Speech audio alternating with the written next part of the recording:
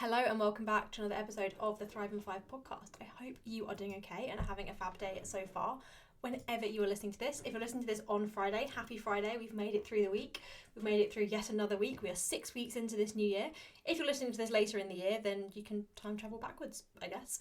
So on today's episode, I wanted to do something that I am going to be doing going forward every single Friday, and that is a bit of a Q&A episode, answering some questions. Now, in the future, I'm going to get organised and put these a question box out on my Instagram to get some questions, but given that I forgot to do that because I'm really busy at the moment. Have I mentioned that? I'm really busy at the moment getting ready to launch something very exciting.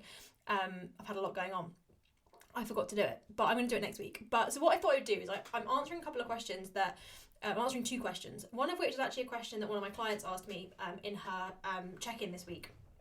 And I thought it was a question that it was worth addressing here. I thought it was a question that actually a lot of people probably have, so I thought I would answer that. And then I'm also going to answer a question that actually I got in my Instagram DMs from somebody this week as well. So I thought I would answer both these questions because I think they're both quite interesting ones, quite different. So the first question was from one of my clients, and it was asking me what I think about the weight loss jabs, skinny jabs. So things like, I can never pronounce it, but Majano, however you pronounce it. It's one of those words I've seen written down, I can spell, but I can't pronounce. Ozempic, Wegovy, things like that. What do I think about them? Now, I'm going to preface this with, this is my opinion. Doesn't mean this is what you should do. This is my opinion based on the research that I've read, and I'm a bit of a nerd. I do like reading research papers, and based on my own experiences as a coach and my sort of professional experience helping people to lose weight. But this is not medical advice, and I just want to caveat before my lawyer comes and has a chat with me. There is a lot of noise at the moment on the internet, online, about these sorts of jabs, and it's one of those things that's come about really quickly. I feel like at the Oscars last year we first started hearing about maybe other people were and I just wasn't seeing it, but this is when I first sort of heard about Ozempic. We saw a lot of pictures of celebrities looking very thin, and it was like, oh, they've lost so much weight, it must have been using Ozempic.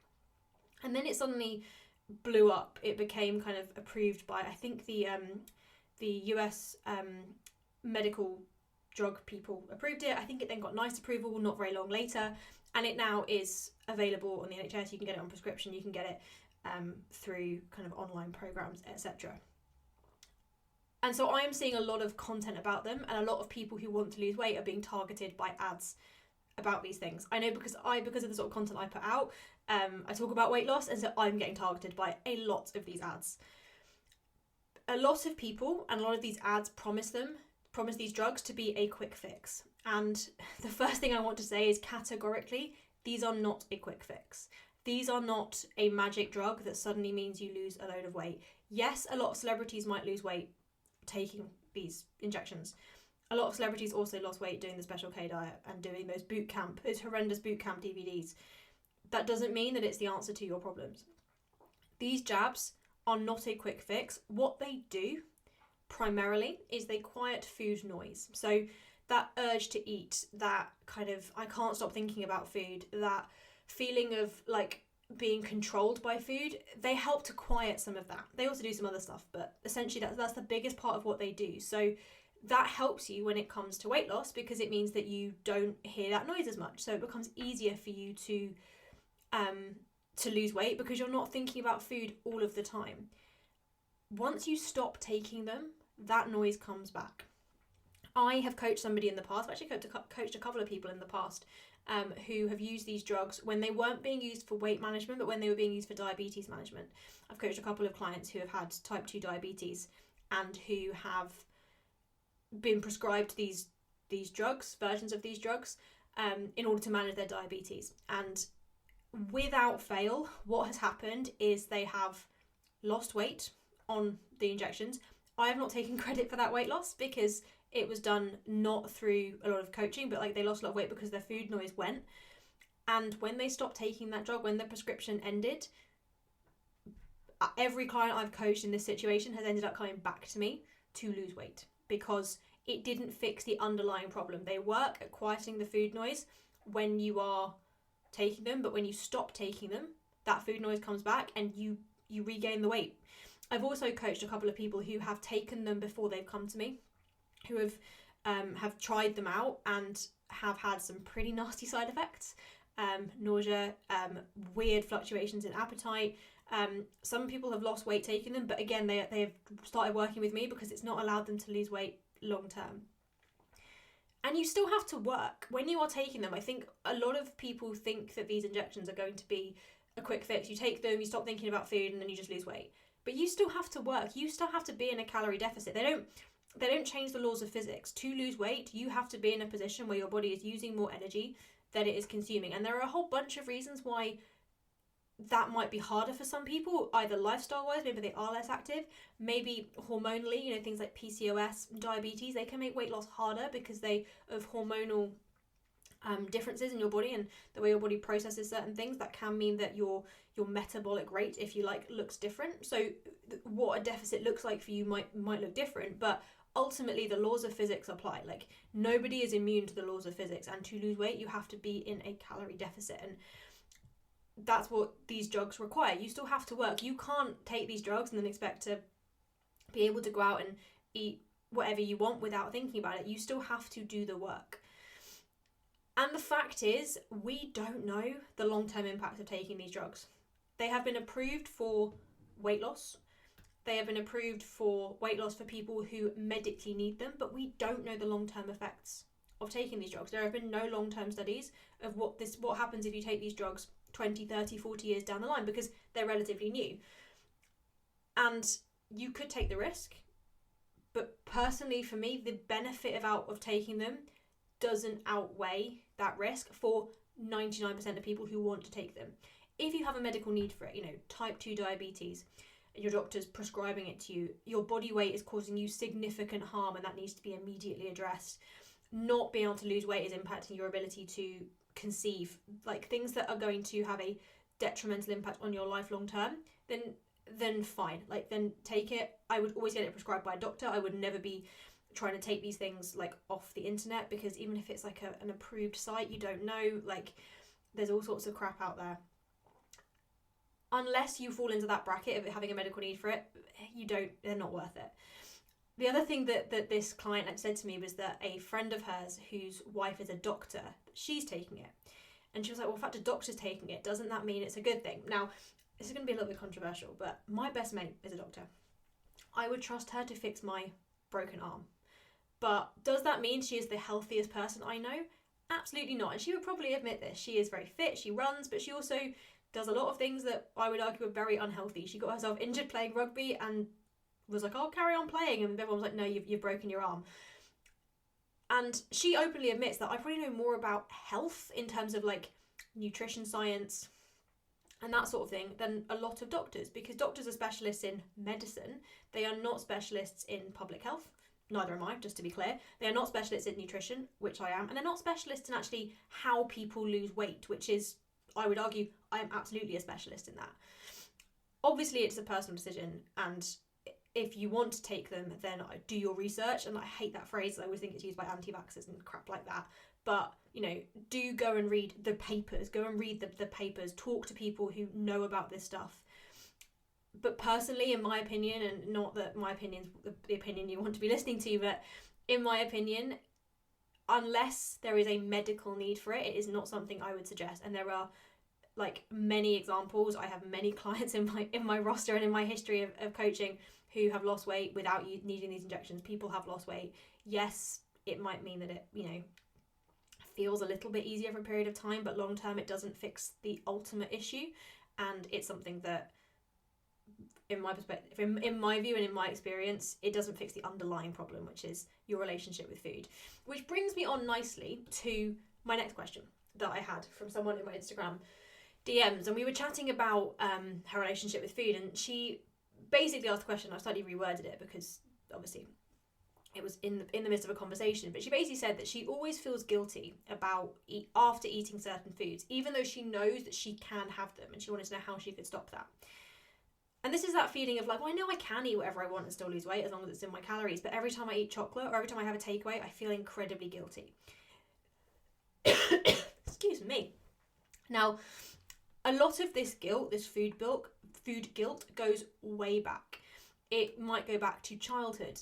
It might go back to a certain experience you've had with food, experience with diets in the past. It might go back to all sorts of things. So you have to address that what it is that you feel guilty for, first and foremost. Is it the food you ate? Is it the actual food? Or is it the way you ate that food? Is it that you had a Chinese? Or is it that you ate that Chinese mindlessly, ate way too much of it, and now you feel sick?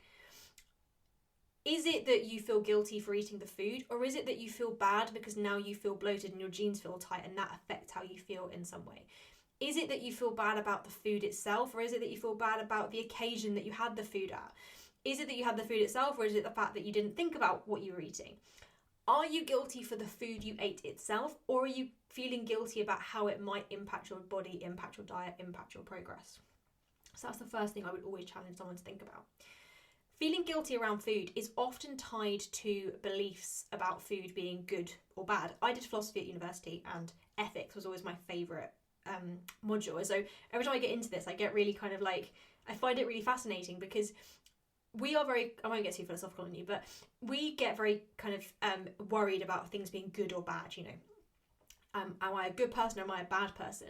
And we use this language when we talk about food. You know, we'll say that like a vegetable is good and a chocolate bar is bad. But in reality, it's really important to recognise that there is no moral value attached to food. All food has good elements and bad elements. You know, a carrot that's gone mouldy is bad. A carrot that is not mouldy is good. Like, the only time a food is bad is if it's going to kill you, which a chocolate bar is unlikely to. So I think it's really important to address your language around food. You know, if you are feeling guilty after eating certain foods, ask yourself about the language you use. Do you say things like, oh, I'm going to have a naughty little treat. I'm going to have a cheat meal tonight. I feel so naughty.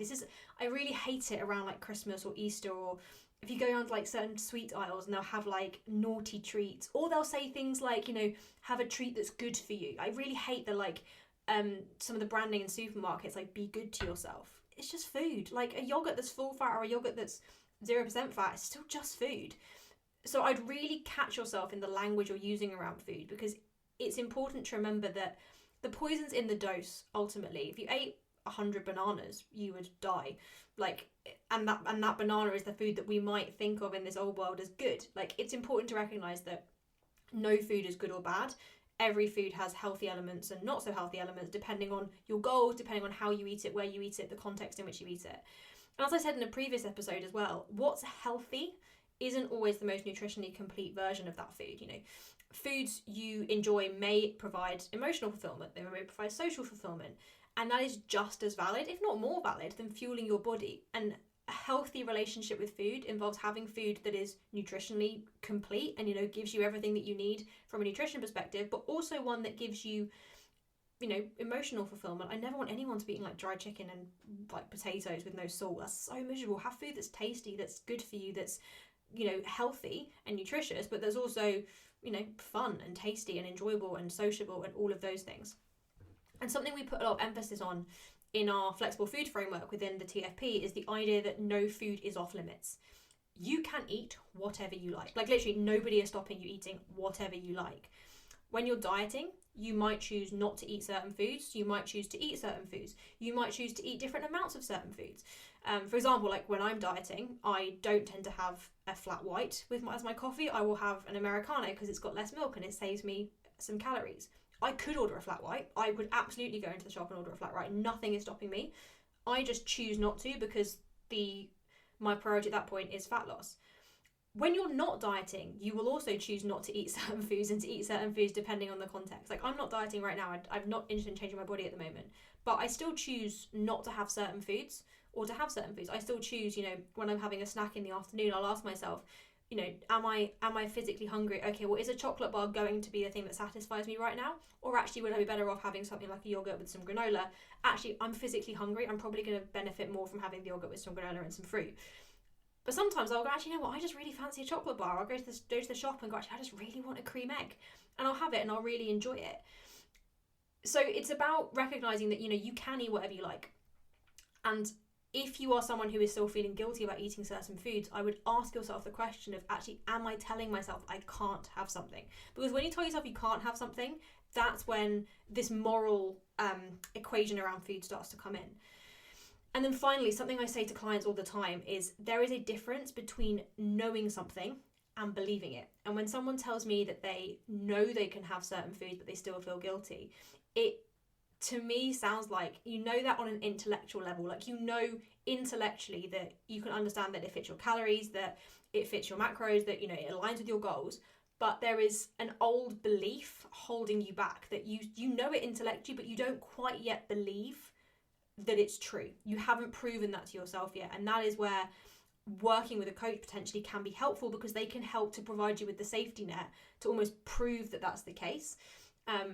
But yeah, I would definitely challenge some of your mindset around food and ask yourself the question of where this guilt is coming from. Ask yourself if you're placing certain foods off limits. Ask yourself if you're actually moralizing around food when it's not helpful. And I would also just challenge yourself to start proving that you can eat foods without it impacting your body or without it impacting your goals. Something I often get clients to do is, after they've eaten certain foods and they feel a certain way, I get them to come back 24 hours later and see how they feel and see how maybe the scales have been impacted or whatever, and use that as a way of testing themselves around actually, you know, trying to cement this belief in some way. I hope you found that little Q&A episode useful. As I say, I will be putting out a question box on my stories next week. I will remember to do it. So if you have any questions, save them up or pop me a DM on Instagram. I'll save them all up. But yeah, thank you very much for listening, and I will catch you next time.